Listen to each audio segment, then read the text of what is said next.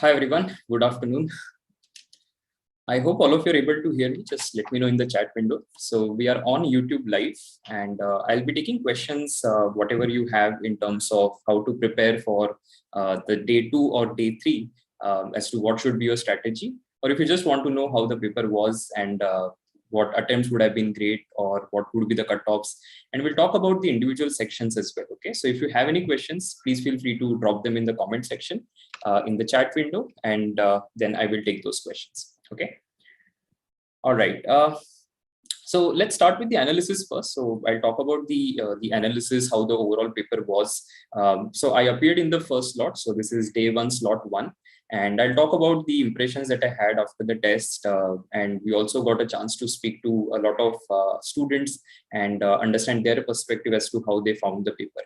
So let's get started. And the first thing was, of course, the overall analysis, right? And I think one major change this time, which was a big surprise, was the fact that there were no sections, right? So what happened was I went for the paper, and yesterday actually there were a couple of students who had messaged me saying, sir, the MCA test, MCA CET which happened had everything in jumbled order, right? So there were no sections and all the questions were jumbled. And they asked me whether is there any chance that similar thing will happen in CET. Now, I said I don't really know whether that will happen or not, but if it happens, then of course you have to adapt to that particular strategy and try to do as many questions as you can. So I went for the test and I was in two minds whether there will be a sectional thing or whether it will be jumbled. And we started the paper, and of course there was a 10-minute window. So you had to put your login ID, your date of birth and everything. And then there was an exactly 10-minute window in which you basically read the instructions. And I read the instructions and it said that there is only one section which has 200 questions. And that's it. So you have 150 minutes, 200 questions, no negative marking as usual. So 1 mark for every correct question that you get. So what we have right now is approximate number of questions. So as we were solving or as we were looking at the questions, it's very difficult to actually sit and count how many questions were there of each of the areas. But more or less it remained in the old pattern where you had 50 questions in quant, 75 in logical reasoning and so on. So these are what you see is approximate number of questions. So they didn't deviate too much from what they had promised, that in terms of the number of questions which you will see in each of the sections.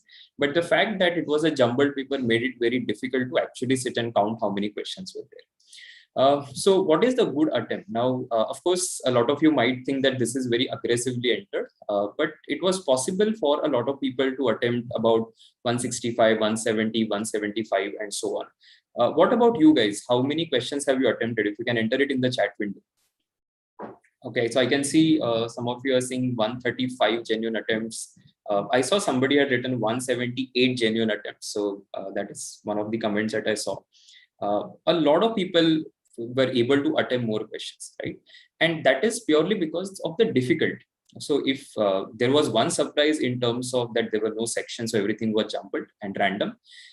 So people definitely took some time to sort of get adapted to that.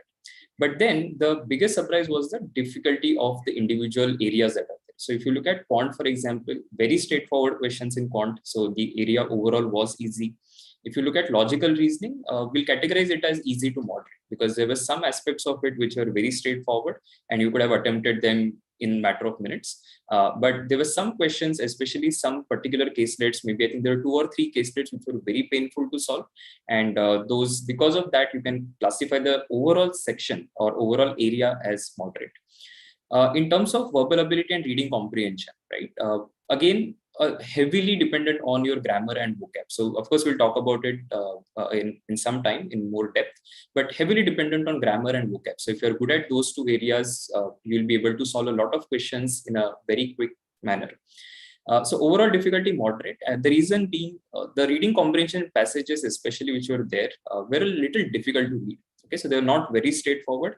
Each of the RCs had 3 paragraphs, and I would say about 10 sentences in each of the paragraphs. So that made it about a 30-line kind of passages.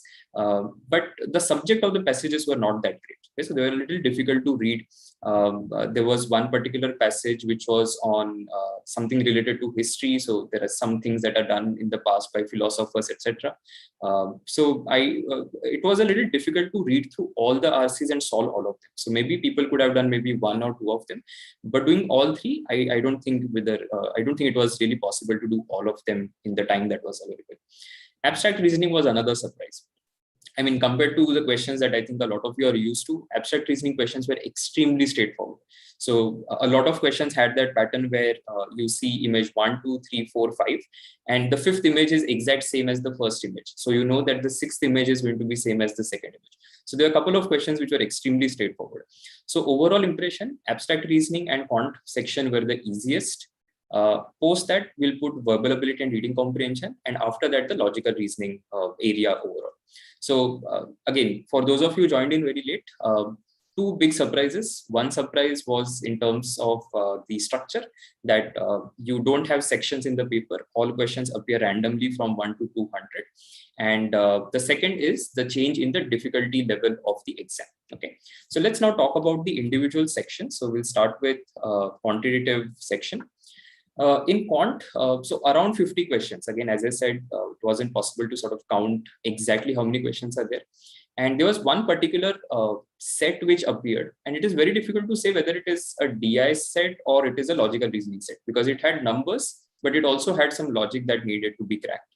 Let's call it one DI set. Okay, so though we have not written it here because we actually included that in the logical reasoning area, but it can also be considered as a data interpretation set.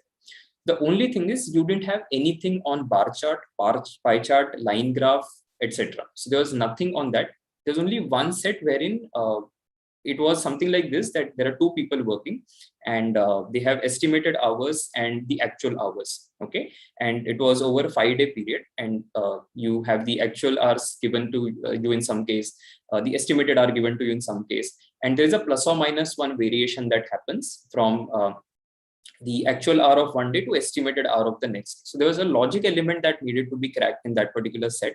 And I think there were 3 or 4 questions based on that, dominated by arithmetic. So if you look at the questions which are on profit loss discount, simple interest, compound interest, time, speed, distance, time and work, and these were all 1 or 2 liner questions. I think all of you who have attended this particular day 1 slot 1 would agree to this, that the questions were very, very straightforward.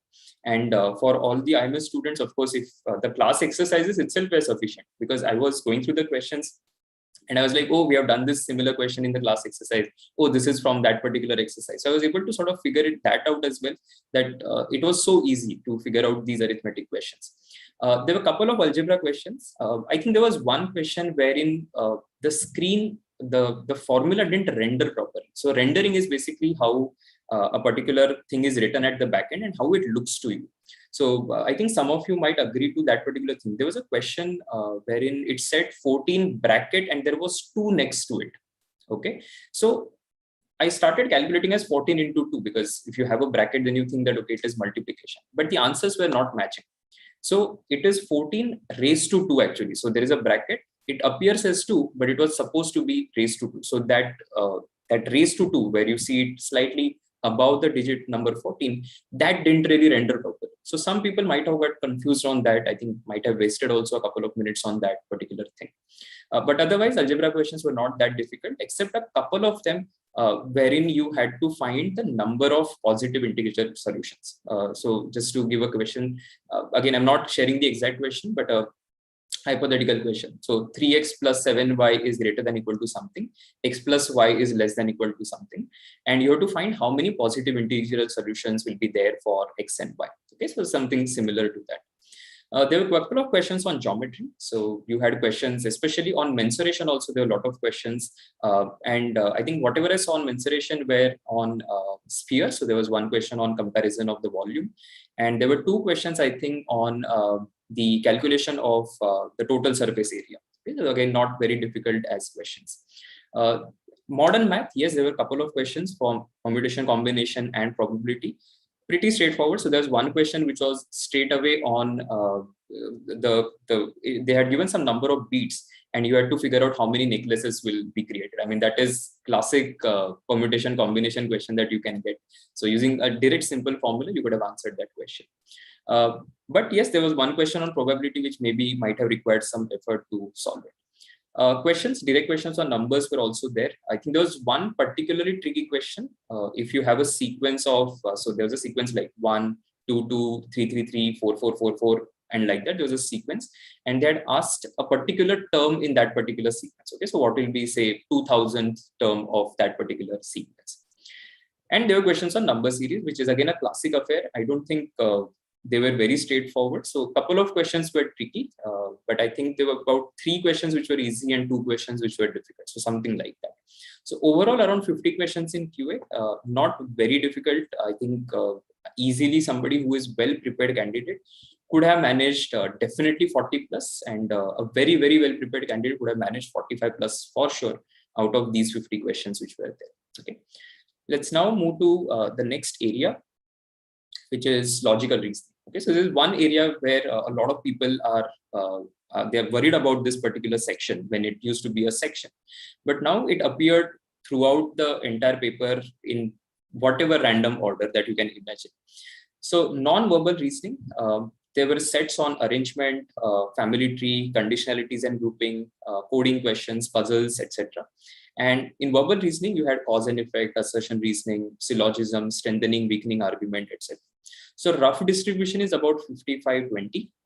There were, I think, 4 or 5 caselets, I don't remember the exact number, which out of which I think 2 or 3 were difficult and the other were manageable. Okay, so again, the classic thing. So you had one set which was on 7 people residing in a building, and 7 people are from 7 different states. So that was one particular question. There was a family tree which had a very convoluted kind of logic, but once you figured it out, I think it was easily manageable. There was one set on, I think, 7 or 8 friends shopping at 7 or 8 different locations, and shopping for 7 or 8 different brands. Okay, so again, not very difficult as a set. So I would say 2, 3, or 4, that is the number which were manageable puzzles. Maybe 1 or 2 puzzles were extremely difficult. So there was one, I think, on, if I recall correctly, there's one set on arrangement around a table with blood relations in it. Okay, and generally this is a classic sign of a difficult set. If you have tabular arrangement, maybe a circular table or a rectangular table, and there is blood relation associated with that, which makes it a little difficult thing. So it was better to stay away from that, is what I feel. There was one more set wherein mostly people would have skipped it, and it was a good idea to skip it, which was on distances between, I think, 10 different locations. So they had given something like this, that the distance between A and B is same as the distance between A and C. Then the distance between DE, FG, HI is double the distance between AH, or something like that. So that one set was difficult. So 2 sets were definitely very difficult to solve, but there were 3 or 4 sets which were easily manageable for most of the students. Verbal reasoning definitely had some questions which were tricky. Okay, so assertion reasoning itself, by nature, it's a question type where you typically don't have very high accuracy, right? And that is why cause and effect, assertion reasoning, or strengthening, weakening argument, the questions were there, but they were not very, very difficult from what all of you are used to seeing. Okay, so don't worry too much about this particular area. Now moving to VRC, which was again a very big surprise, a lot of questions on vocab. Okay, and there was one new question type which I think a lot of you might not have seen earlier. The question goes like this: there are 4 words given below. Which of these 2 words are either similar or dissimilar in meaning? Okay, so basically you are essentially supposed to figure out of the 4 words that are given to you, which 2 are either synonyms of each other or antonyms of each other. And the options are given like word first and third, word second and fourth, word first and fourth, that way. So you only have to figure out of those 4 words, which 2 are synonyms or antonyms. Okay, so it's a new question type. I think there were about 7 or 8 questions of this particular area. And there were direct questions on vocab as well. So what is the synonym of a particular word, or what is the antonym of a particular word? So I would say around 15 questions were almost 15 to 20 questions were related to vocab in some or the other way. And there were questions on grammar. Okay, so grammar questions, again, spotting the error, not too difficult. I think there were 5 or 7 questions related to grammar. There was another question type that typically you don't get to see in the verbal ability section, which is the decision-making part of it. So there were 5 questions roughly of decision-making. I'll give you one very small example of what a question looked like. So one of the question, again, this is not the exact thing, but so one of the question went something like this, that in a particular school, if you damage the school property or you speak disrespectfully with teachers, then you are suspended for 4 days. Which of the following options will lead you to decide that the person should be suspended? And they had given 5 cases wherein the students had done some mischief. So one thing was like the student damaged the whiteboard, or the second option was something like the student failed in his math whatever assignment or something like that. So you had to decide which of these fits in the definition of the student being suspended, and you had to decide on that front. Okay, so that was the decision making part of it. I think the 5 questions related to that. And lastly, abstract reasoning, which was again, I think a savior for a lot of people. Very straightforward questions. So analogy, odd man out, series completion, grade, and paper cutting. So pretty much all the areas appeared. And out of these, most of the questions were odd man out. Okay, and there were some questions from grade also. So, but again, very straightforward logic. I mean, if you are somebody who has, let's say, taken all the sim CETs, I think you are more prepared compared to what the difficulty was. Okay, so the difficulty, I mean, I think a lot of people would have managed 20 on 25 in this particular section, assuming sort of there were around 25 questions. Okay, so more or less the distribution of questions in each of the areas has remained the same. However, in your slot, that distribution can vary a little bit. Okay, so whatever we are discussing right now is based on the first slot that was there.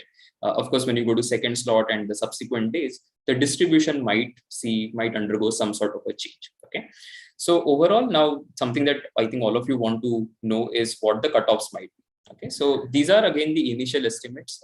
I think a lot of you will find it to be aggressive, right? But there is a reason behind it, and I'll tell you what the reason. So it's not that we are just putting these numbers out of thin air. The exam, while I was looking at the paper, right, it felt very close to the pre-2011, 2012 area, right? So 2007, 8, 9, 10, 11. Those were the years in which this used to be the paper pattern.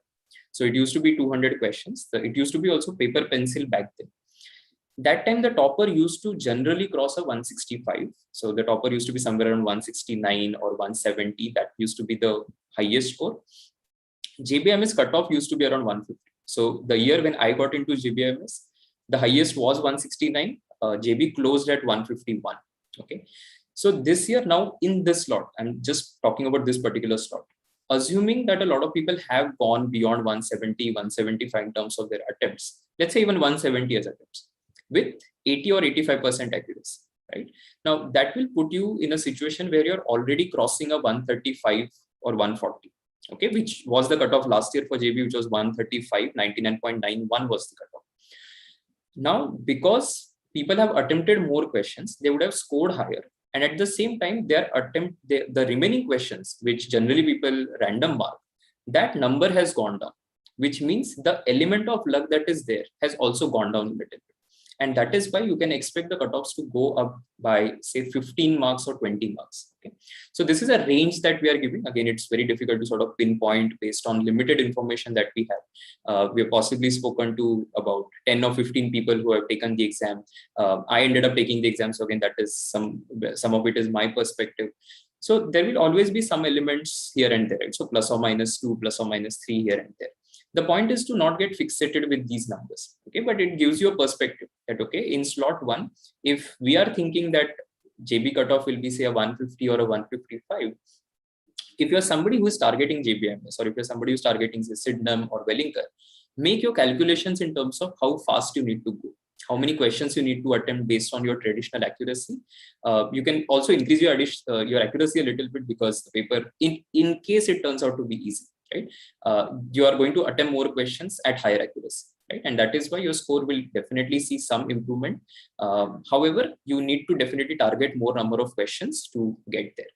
So Sydenham, Wellinger could be somewhere around 140 is the initial impression. That time it used to be, again, the difference between JBIMS versus a cutoff of, say, something like a Wellinger which used to be somewhere around in the range of 7, 8 to 10 marks. Okay, so if JB cutoff we put it as say around 155, SIMSRI can go even something like a 145, Wellinger could be something like a 140, with the other set of colleges in that 128 plus range, with MET, Lala, Indira, etc. in the 115 range.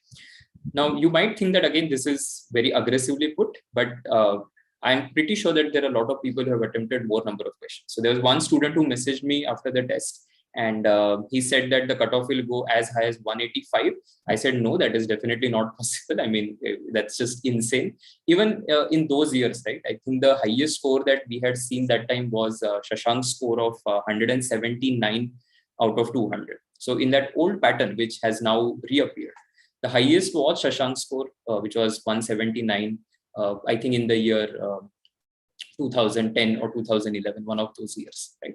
So it's very difficult to breach something like a 179 or a 180, even if the paper is easy, right? Because your natural accuracy sort of takes care of whatever the score that you get.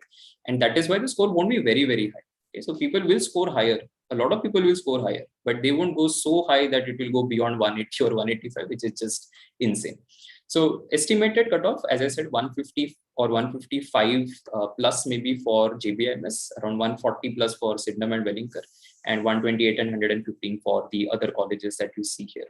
Okay. On the IMS website, you will find the cutoffs of last year. Okay, so we'll also leave that link in the description so that whenever you're watching, you can go through the link and you can figure out what the percentile cutoffs were last year. Okay, so that will give you some perspective as well, because category cutoffs I'm not discussing here. It's too early to talk about it.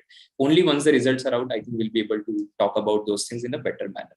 But right now, based on this lot, this is the initial impression. Of course, we hope that this particular discussion that we are doing will help people who are going for the exam tomorrow and day after tomorrow to formulate a better strategy. So that brings me to my last discussion point, and then I'll directly jump to all the questions that you guys have been asking. How do you prepare for the exam now, right? So how do you strategize? So day one slot one, of course, had a disadvantage, right? So when all of us went for the paper, we didn't know that it was supposed to be a jumbled one. There was some hint that some of the people had, but pretty much everybody thought that it is going to be a sectional split. So we had very limited reaction time to decide what our strategy is going to be.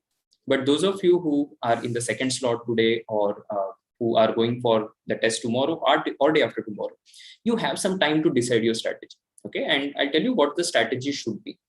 So typically what we used to do back then, when it used to be a paper like this, is to try and reach an attempt of about 40 in 30 minutes block. Okay, so in the first 30 minutes, try to reach an attempt of around 40. In the next 30 minutes, try to reach an attempt of another 40 questions, and so on till you reach the entire 150 minutes and 200 questions. But I'll tell you the problem with that. That time it used to work well as a strategy because the entire paper used to be given to us. It used to be a paper pencil exam, which means that you could see what questions are there. So even if I have to decide that, okay, I'm going to solve the first 40 questions, I could visually at least see what questions are there. But here, because the questions appear one by one, 30, 40 as it is will not work as a strategy. So what you will still have to do is, when you go from, let's say, start from question one, let's say you started with the first one, there is a reading comprehension passage. Okay. If you read the first second line and you think it is difficult, immediately skip it. Okay. Because what happens is the interface has also changed a bit. Okay. So those of you who have been used to the classic interface where on the right hand side you see questions, CET interface now has changed where questions appear on the left hand side. So you see the question palette on the left hand side. The status of how many questions you have answered, move to the next one, mark for review, all those things appeared at the bottom of the page. Okay, so that is also one change that you might have to think about. There on the left hand side, you will be able to see how many questions you have attempted. Okay, because it is one entire block of 200 questions. So you'll be able to see exactly how many questions you have attempted. So you can't go exactly 30, 40. What you need to think is, in that sequence of 40 questions that you see, if there is something which is difficult, let me skip it and come back to it at the end. Because, for example, what will happen is, let's say your first 5 questions are RC.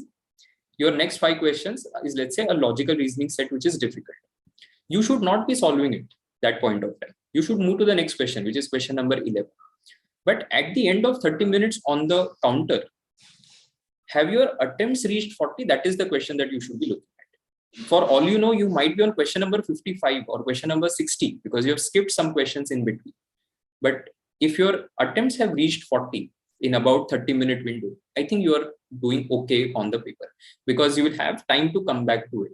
Okay, so you can do one entire round and then you can come back to the questions which are difficult, because there were definitely speed blockers in between. So you had the LR caselets, the RCs. These two were the ones that would have taken you aback, right? So because they were extremely time consuming. It was a good idea to skip them at the beginning and then come back to them towards the end after you have exhausted all the easy questions from the paper. Okay, so that should be the strategy. Of course, don't panic. Now you sort of know what the pattern is going to be. I think people who were in day one, slot one had that disadvantage, but now you have some advantage. So at least I think you will be better prepared, both in terms of content as well as mentally, to face the exam over the next 2 days. Okay, so let's jump to questions now. So I'll take questions from the chat window. So far I was not looking at the questions, but just give me a moment. I will start taking the questions now. Okay, so the question from Sakshi. DI will not be there at all for other 2 days. We can't say that, Sakshi. As I said, there was that one question which could be classified either as DI or as LR. But since there was only one set, right, I don't think they will be putting too many questions because then it differentiates the difficulty too much. So, and even if it appears, I don't think the strategy changes too much simply because of that. So if you see a DI set which is difficult, it's a good idea to skip it at that point of time and come back to it later if the time permits. Okay. The interface was too annoying is what Vivek is saying. Okay, so I wouldn't call it annoying, but it took some time to get used to, because see, otherwise you're used to that thing, right? Questions, you see question palette on the right hand side. Now, if the question palette is on the left hand side, you need some time to sort of get used to it. So that way, I think day one, slot one people have suffered a bit, we can say, but I don't think it was too annoying. It took a while to sort of get used to it. That's it. And for some reason, my mouse was a little pain because when I clicked on next, for some reason it was not getting clicked. So I had to like click again to go to the next one. But otherwise, I don't think there was any problem at the center, at least where I was. Even people have not really reported any major technical issues. So I think the exam has gone pretty smooth. What about abstract reasoning is what Prasad is asking. So hi Prasad, my namesake. So abstract reasoning was easy. Okay, so very simple. Pretty much all the question types that you are used to. There were no questions on cubes. Okay, so the general questions that we see on cubes as well, some of you might have seen them in mocks. Those questions didn't appear. So what appears, opposite to what, and all those things. I think there were 1 or 2 questions in AR which were tricky, but otherwise it was a fairly simple affair. Is there a timer on the screen? Yes. So you can see how much time is left. So that is available on the screen towards the right hand side. Okay. Traditional logic, there aren't too many puzzles. Yes, there weren't too many, but 5 or 6 total puzzles, about 4 manageable, 2 or 3 difficult. So 3 or 4 manageable, 2 or 3 difficult, that would be the classification of it. Okay. How were the logarithms questions is what Krishna is asking. Pretty straightforward. There was direct question on the property. So think of all the basic properties of logarithms and you should be fine answering that particular question. Okay. Input output is what Mahesh is asking. Mahesh, there weren't any input output questions in my slot. We don't know how it will be for the subsequent slots, but no input output in my slot at least. Okay, or in the day one, slot one. If normalization takes place, then slot one will get benefited is what Vivek is saying. Vivek, see, normalization, if it happens, it will happen basically for everybody, right? So it's something that is beyond our control. It depends on how the entire population has done in that particular slot. And that is why, I mean, if let's say, depending on how people have performed in this particular slot, the normalization will have some effect, right? But then it won't affect your score too much. So don't worry about it, because see, if the score increases in one slot, it increases for everybody. It's not that only your score will go. So if the score increases, everybody will see an increase in their score. Okay. So technically, it's not a big benefit because ultimately it's percentile calculation. Were there any error kind of questions in verbal? Yeah. So there are a couple of questions. identify the error in the underlined part. And if there is no error, then you mark no error as the option. Are you supposed to solve in jumble sequence or section wise? Oh, you can't solve section wise. I mean, it will be too much to sort of figure out where the questions are located, right? So it's definitely not possible because you don't see sections anywhere. So it's just 1 to 200 questions. That is the block that you see. There is no such thing as, okay, that you can click on logic section. It will show you what all questions are there in logic. Nothing like that. 1 to 200 questions. So you have to go in sequence. There's no other choice that you have. Was LR easy? Not very easy, but it wasn't as difficult as last year for sure. Okay, so I had taken the CET 2020. If I compare against CET 2020, it was definitely easier compared to that. How many DI questions? As I said, there's only one set which can be classified either as DI or as LR. And there were, I think, 4 or 5 questions based on it. So yeah.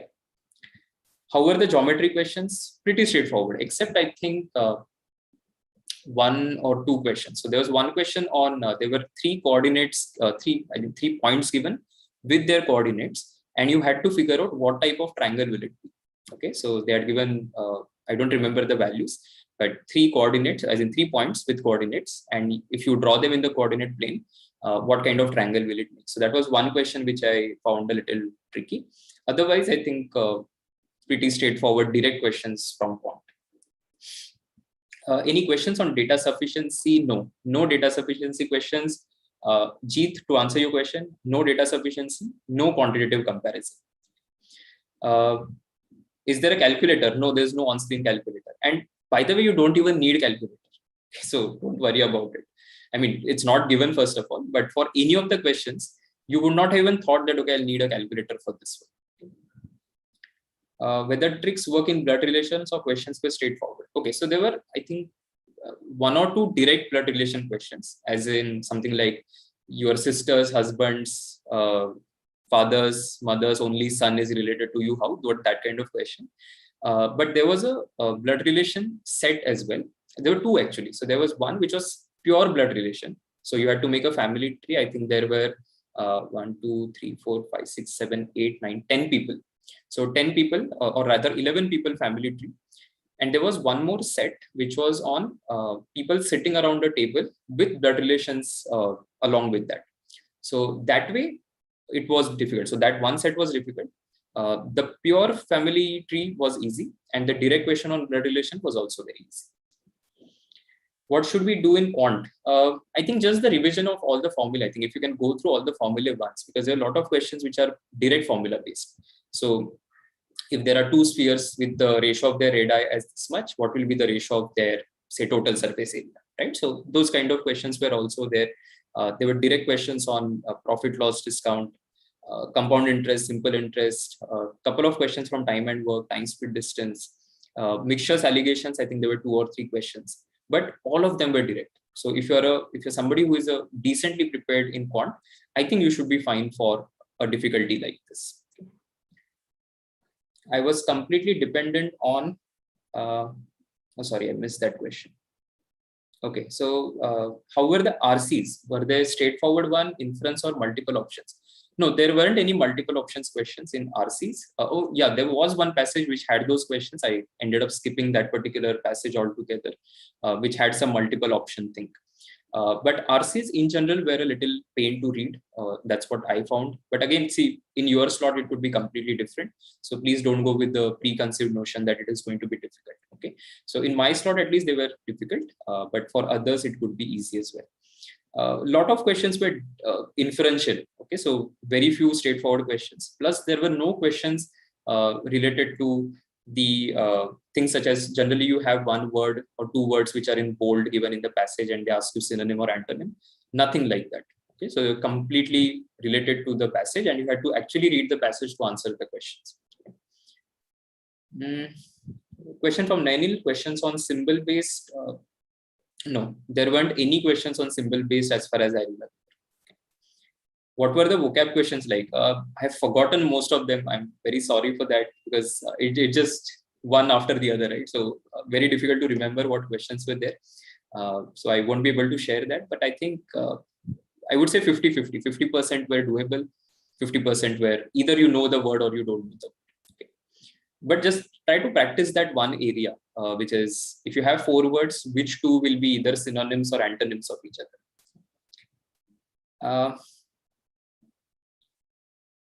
Other 5 slots will get benefit regarding paper pattern and strategy. Yeah, in a way, I mean, now that's how it is, right? So day 1, slot 1, we didn't have any idea.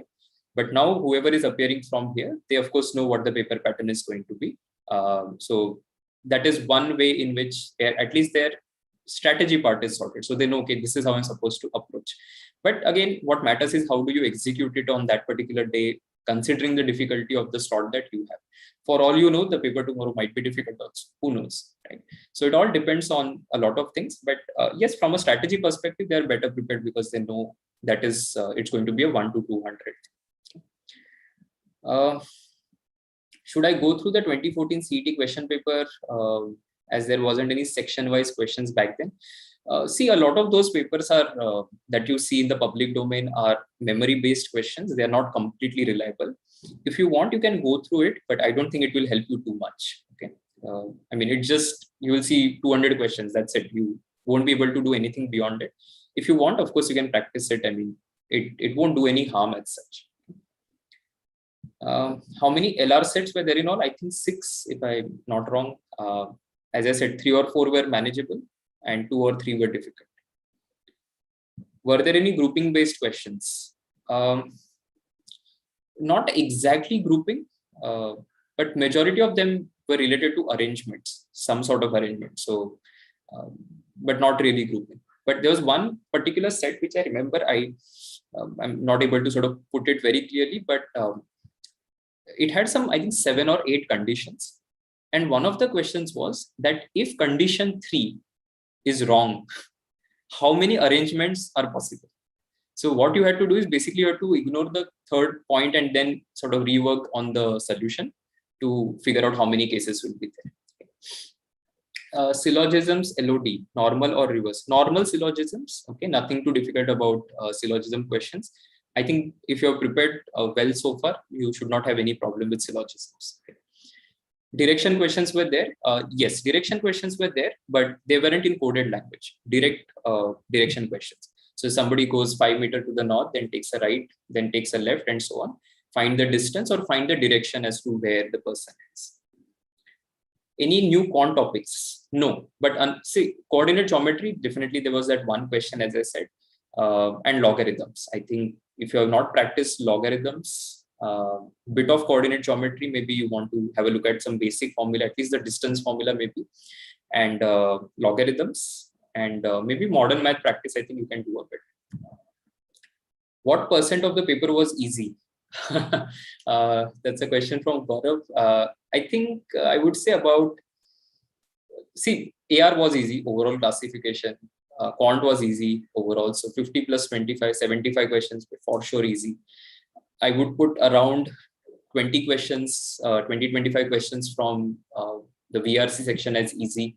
So that makes it around 100, and possibly around 40, 45, 50 questions from LR.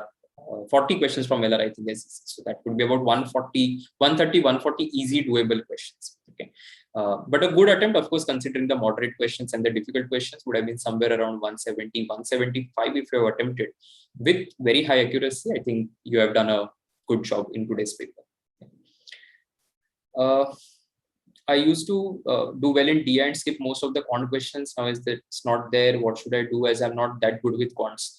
I would suggest that you go through all the basic formula at least. Okay, so have a look at all the formula once, because of the presence of direct formula based questions, so that even if you might not be very great at quant, because see, objectively speaking, all the questions where the difficulty in quant were equivalent to what you have in your class exercises.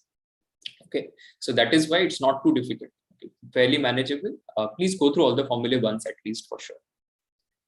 Do you have to submit the test at the end, or it gets submitted by its own? Either is fine. So basically the button gets activated to submit in the last, towards the end of the test.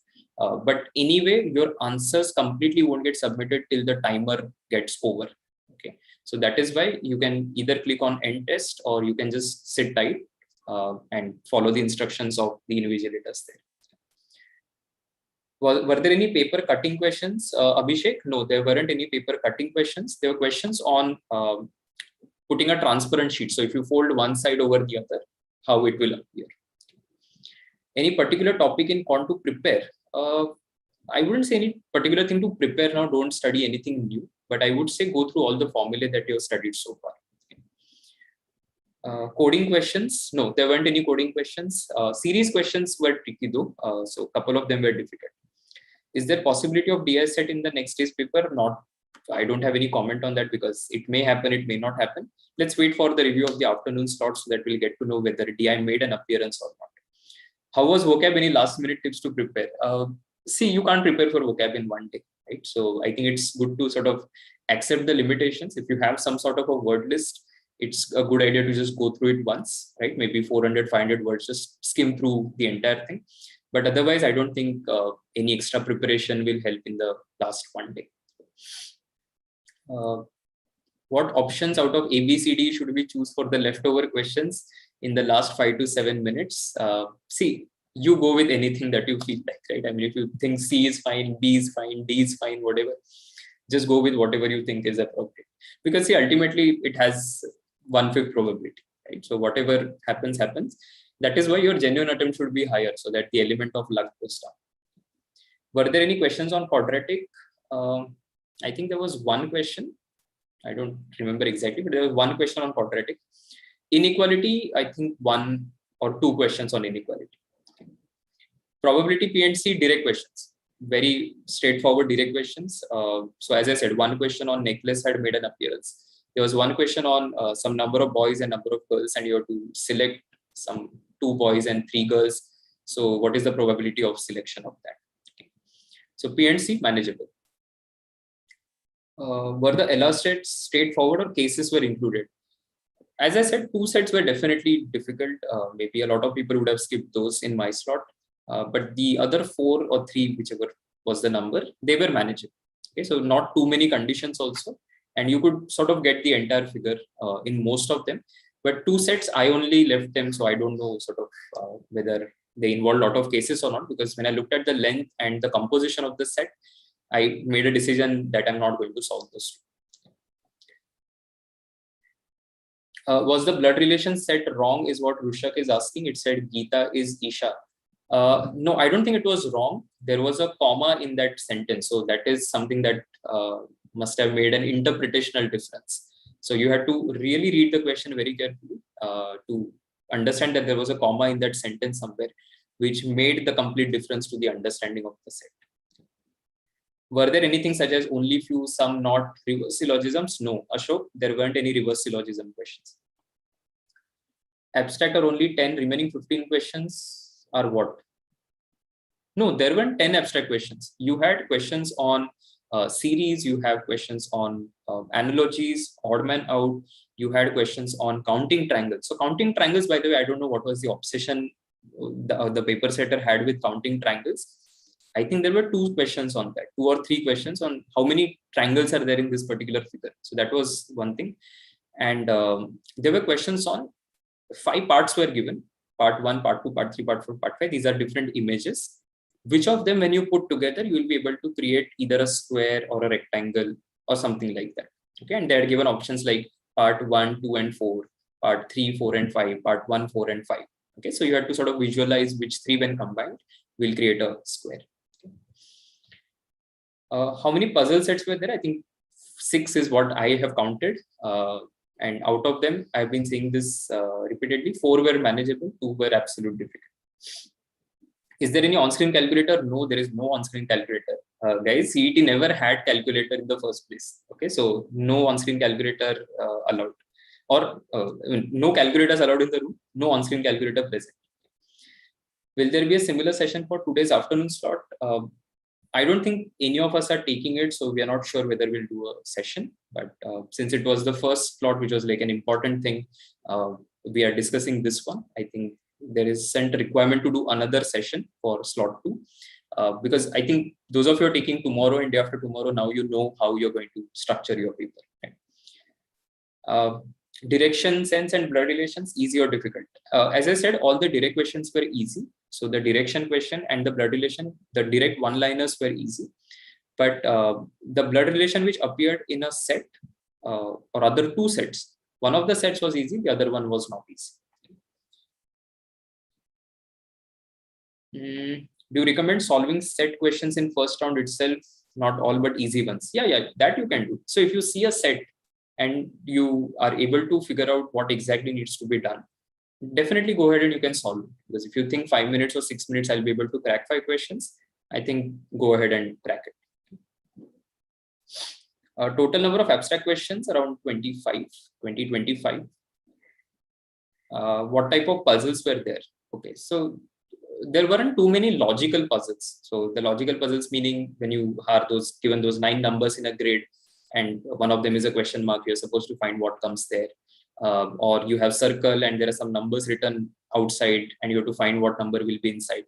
None of those question types made an appearance. So it was all classic logical reasoning sets.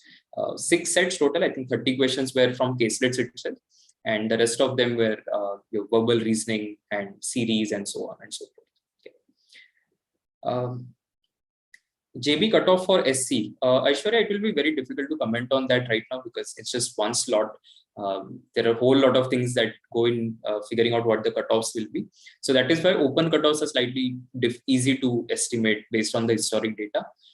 What we'll do is once all the slots are done, right, we'll try and come up with cutoffs if possible. Okay, but otherwise, once the results are out, we'll be able to talk about it in a better manner. Okay. Is it possible that paper will be sectional tomorrow? No, I strongly doubt that. I mean, that will be extremely unfair on people. And that is why I don't think it's possible that paper will be sectional tomorrow. The difficulty might fluctuate a bit, but otherwise it definitely 99.99%, it's definitely going to be a 1 to 200 randomly designed paper. Will normalization be there? So there is a normalization document on the DT website, on the CET cell website, but it is actually for the engineering CET. So whether they will normalize MBA CET or not, that is a question that we don't know the answer to yet. CET, typically, we have not seen normalization so much. Okay, so we don't think they will normalize, but it all depends on what is their decision ultimately.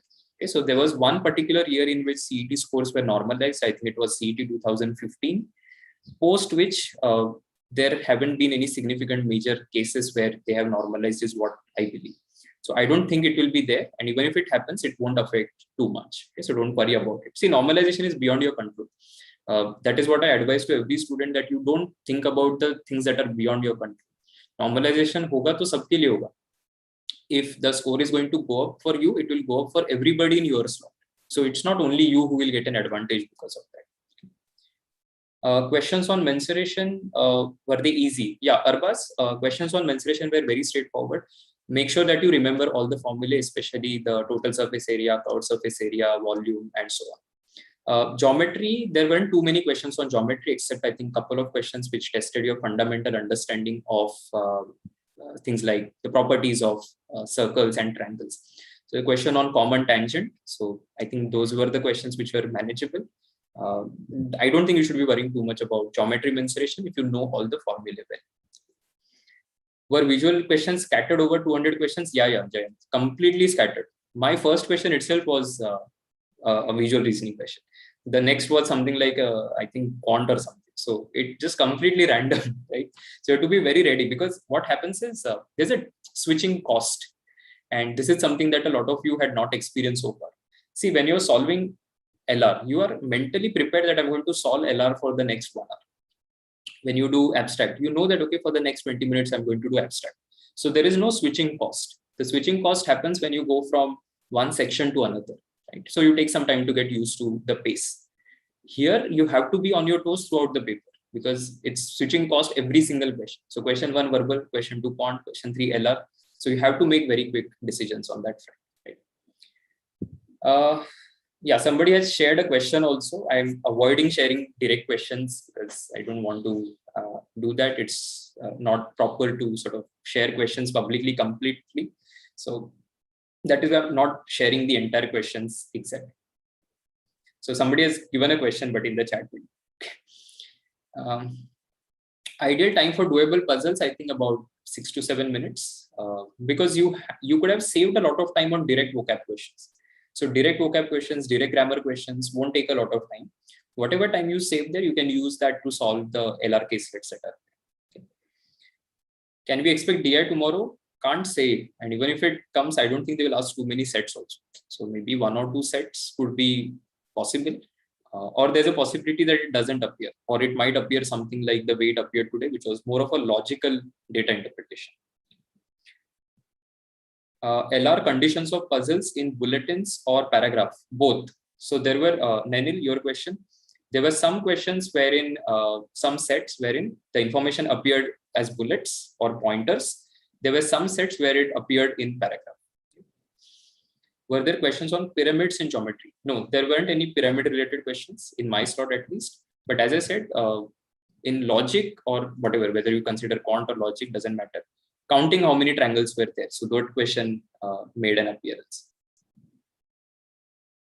How many RCs were there? 3 RCs, and all of them were painful. I mean, I didn't enjoy reading any of them actually. How many questions from logarithms? 1 direct question on property is what I found. I don't think there were any other questions on logarithms.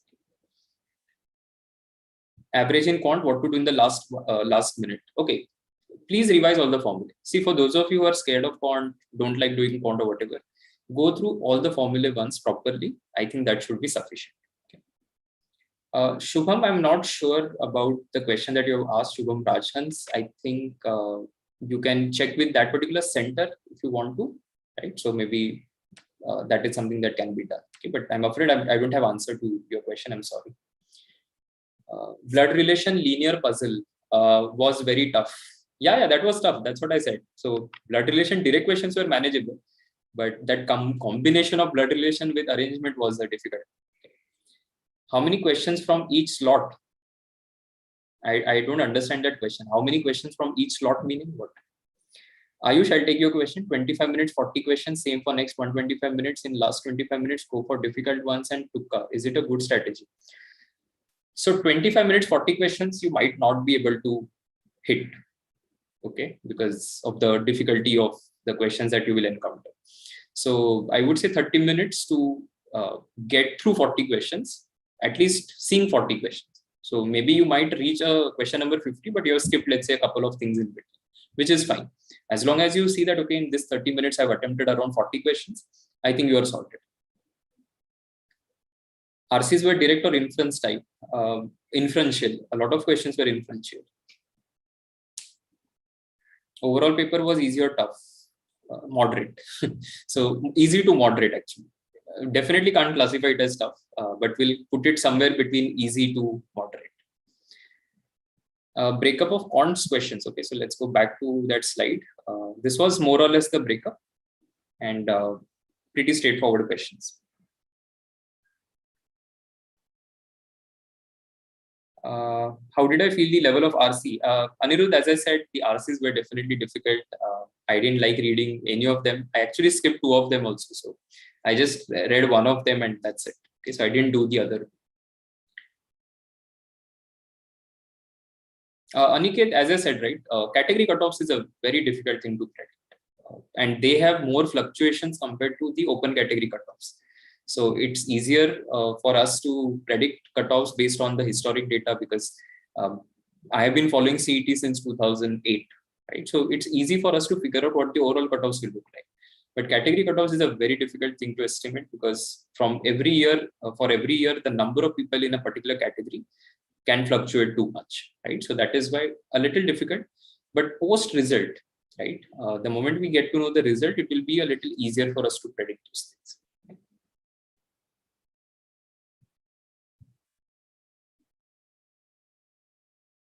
Numbers. Okay, so number of questions, that is the number of questions that you had from those areas. See, because it was difficult for people to again count how many exact questions appeared from each of the things and even remember these, right? So that is why it is given as approximate. Anish Kumar, you have been writing the same thing, a minus b equal to root 5. I don't know what particular thing you are referring to, but it was, I think, just a question. So I don't know why you're asking that question again and again. CET 22, will it be tough? No idea, right? CET 22, there's whole lot of time for that, so don't worry about CET 22 for now. Continue to prepare the way you have been preparing so far, in case you are a 22 aspirant. Okay. What to do today? So number one thing, maybe do a bit of practice of different questions, right? So from your books, what you can do is try to solve a couple of questions of, say, abstract reasoning, do a few questions of geometry, algebra, and so on and so forth. Read all the formulae of quant, and I think just relax. Okay, so don't take too much pressure. I think it's a manageable thing to solve enough number of questions in this paper, but you have to maintain your speed and you have to make very quick decisions in terms of whether should I do something or should I skip it. Okay. What should be good strategy to attempt the paper? As I said, 30 minutes, if you're able to reach an attempt of 40. I'm not saying you should be at question number 40. I'm saying an attempt of 40. Because for all you know, you might have reached even question number 55 because you've skipped some 15 questions in between. That is still okay. But as long as you have reached around 40 attempts in 30 minutes, I think you should be okay. Saurabh, I think you are at the wrong place. We are not discussing MCA at all. This is about MBA CET. So this discussion is not regarding MCA paper. Number series questions were direct. So what will come next in the series or what will be at the question mark? There wasn't any difference from there. Okay, so should we leave the tough LR puzzles like the ones? Yeah. I mean, if something is difficult, of course you will skip it, right? You'll not sit on it for long. Take a call whether you want to do it or not. Okay. Were there a lot of calculations in quant? No, not really. Very direct, except I think a couple of maybe simple interest, compound interest questions where some calculation was required. P&C probability questions had some calculations, but otherwise not too difficult. Okay. All right, so I think we have completed almost the session. We are done with it. So if you have any questions, please put them in the comments. I will reply to the comments maybe by today or tomorrow. But otherwise, for the live session, I think we have covered everything. As I said, don't take too much pressure. Definitely it's a surprise, but now you know, so you can better prepare for the day 2 and the day 3. I wish you guys all the best. I hope you're able to strategize your paper better and execute your strategy in a better manner. Okay? So I hope all of you do more questions with higher accuracy and get a great score. Okay. So thank you so much, guys, for joining. I hope this particular session has helped you. If you have questions, you can leave them in the comment. Make sure that you subscribe to the channel because we'll continue to give more insights in terms of what the cutoffs will be. And even those of you who are thinking of CET next year, etc., a lot of great content is going to come your way. Okay, so till then, definitely subscribe to the channel and make sure that you share it with your friends and so on. Hope the session has helped you guys. I'll see you guys in the next one and all the best to all of you once again. So thank you so much for joining. See you guys in the next video.